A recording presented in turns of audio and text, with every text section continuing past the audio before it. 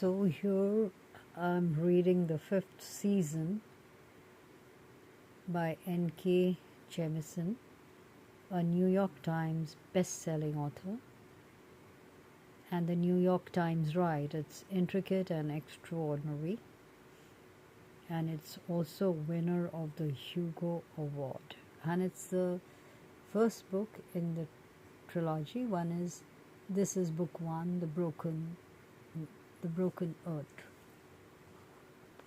It is set in a world called the Stillness, where catastrophic seismic events known as fifth seasons constantly threaten survival.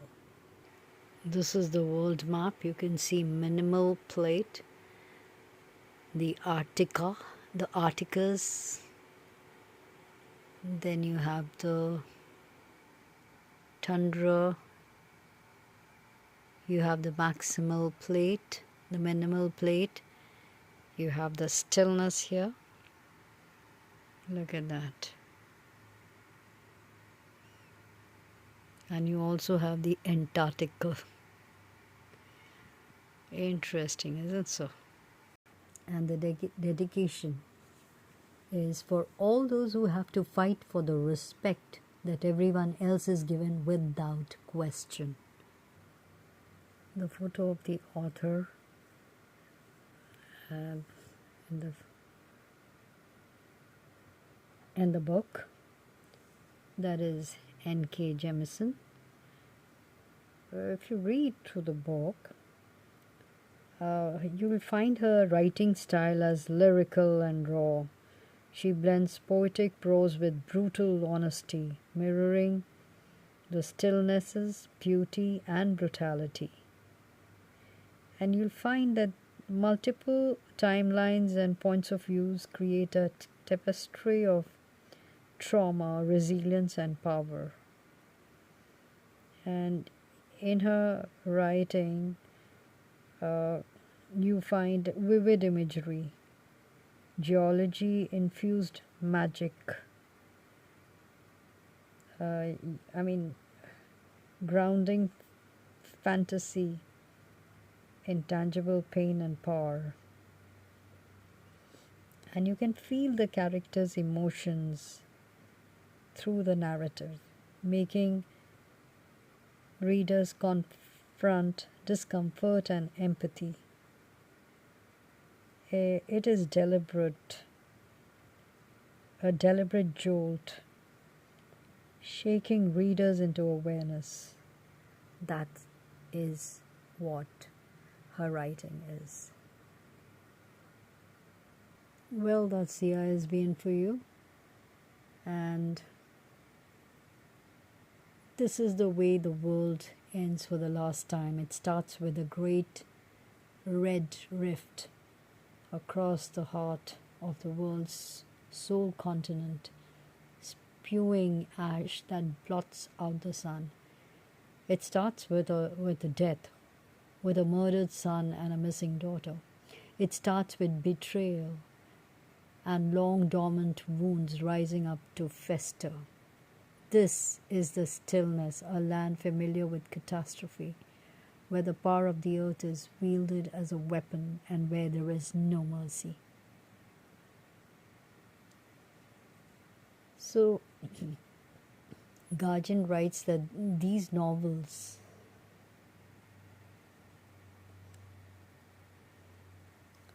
are a gift to the whole of our culture. Washington Post writes one powerful, brilliant, and it's for you to go through and tell us what it is.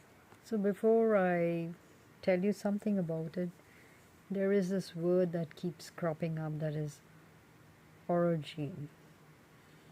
Now, what is an origin? It's someone who can manipulate geological forces.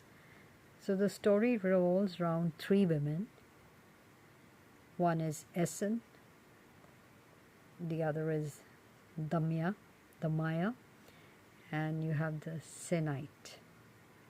pronounce you may pronounce it the way you want to. So Essen, a powerful orogene, returns home to find her son Uche murdered by her husband Jija, and who has kidnapped her daughter Nasun. So, overcome with grief and rage, she unleashes her power, causing a localized earthquake.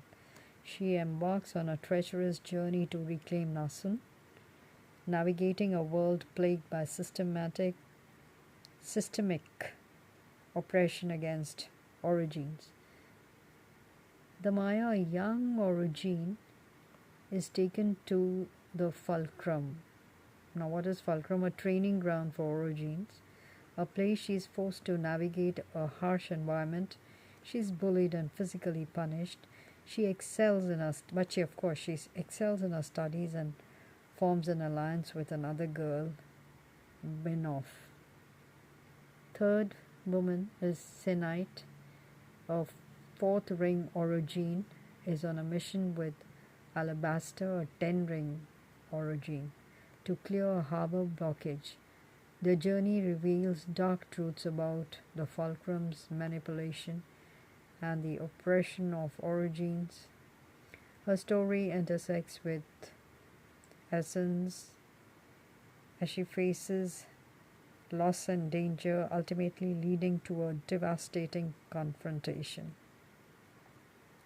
Now, this book explores themes of grief, power, oppression, and survival, weaving a complex narrative that spans multiple timeless perspectives. The fifth session is a gripping tale that sets the stage for the rest of the Broken Earth trilogy. Now, if you go through it, you'll find that it is a groundbreaking work in speculative fiction, blending fantasy, sci fi, and social commentary. According to N.K. Jemisin, the fifth season is a period of catastrophic climate change, massive geological disruptions causing widespread devastation, social collapse, communities fracture, old orders break, and new power dynamics emerge. Opportunity for change. Amidst chaos, possibilities for transformation and resistance arise.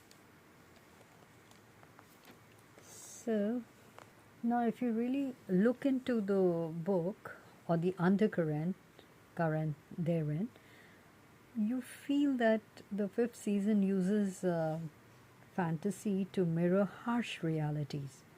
Like, for example, the systematic oppression. Origine's marginalization reflects racism, ableism, and casteism. The fulcrum control echoes real world institutions that suppress marginalized voices. So, you have that fulcrum there. Then you also find trauma and resilience. Essence, grief, and survival speaks to individual and collective trauma, personal, communal, environmental. Then you can also get something as climate catastrophe. Fifth season symbolize climate change, humanity's reckoning with ecological collapse and systemic neglect.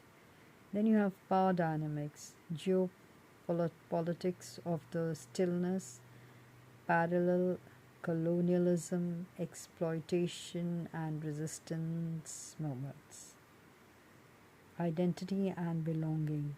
Protagonists' struggle reflect intersectional identities navigating societal fractures. So, if you see, you'll find that the fifth season isn't escapism, it's a mirror. And Jemisin says, fantasy lets us confront truths indirectly. So, you all almost feel that it's like an allegory, like the origins, and if you can Origins and marginalization. Origins symbolize marginalized groups, racial minorities, etc., disabled people, and all of that. The oppression reflects real world systematic injustice. Then you have fifth seasons and climate crisis. Cataclysmic events mirror climate change, humanity's neglect of ecological balance. Then again, as I've already said before, the fulcrum and control. The fulcrum, strict hierarchy, allegorizes institutions that suppress dissent, maintaining power dynamics. Then you have essence, journey, and resilience. Essence, trauma, and resistance symbolize individual and collective struggles against oppression.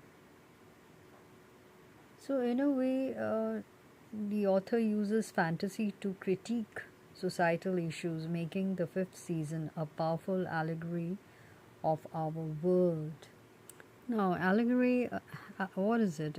It can be a a story or a poem or a picture that can be interpreted to reveal a hidden meaning, typically a moral or political one. For example, if you take Pilgrim's Progress, it is an allegory of the spiritual journey, like a, say, parable or analogy. So, as I said before, like, for example, when you're talking about orogenies, they represent marginalized groups, highlighting oppression and resilience. Their abilities symbolize the untapped power of marginalized communities. Fifth seasons, what are they? They allegorize climate change, natural disasters, and societal collapse. The stillnesses, fragility echoes our world's ecological crisis. If you're talking about the fulcrum, symbolizes institutions that control and suppress dissent, as I said before, just to maintain power dynamics. And actually, they reflect real world systems that marginalize certain groups. Talking about essence, children, they represent hope and vulnerability, which is death, symbolizes the loss of innocence and the consequences of oppression. And when you're talking about stones, they represent the stillnesses, history, trauma, and memory. The stone eaters symbolize the power of nature and the consequences of humanity's actions. So, if you take these symbols, they weave together to critique social issues, making this particular novel, the fifth season, a powerful allegory.